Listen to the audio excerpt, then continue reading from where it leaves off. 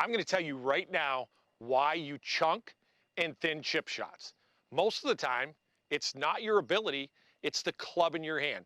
I have a typical pitching wedge in my hand right here, which most of you would use from just off the green. Pitching wedge, 9-iron, 8-iron, right?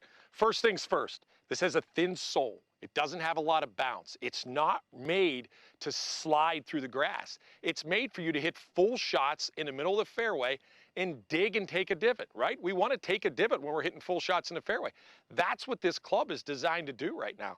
Secondly is if I set it flat on the ground, how I'm supposed to set and hit a full shot, this club is set so I should be a little bit away from it.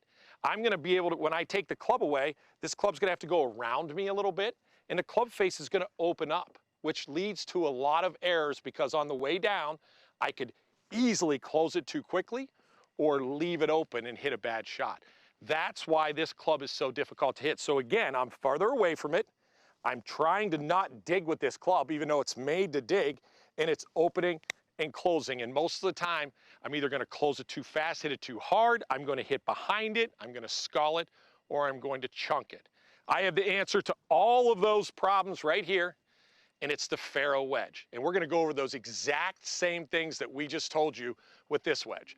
What's the Faro do? Number one, the Faro wedge sets you up closer to the golf ball. It's more upright. So as I am more upright here, now my stroke, as you can see, will be able to go straight back, straight through, right down the target line. So there's no more opening and closing to this shot. So it requires very little, if any, timing to hit this shot.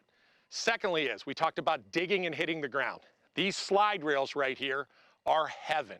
They are your friend. You want to hit the ground now, because as I hit the ground when I'm hitting this shot, it's gonna slide right through this grass with no dig. The key to this is no dig. I purposely will try to hit the ground as I'm hitting this shot to feel it go through.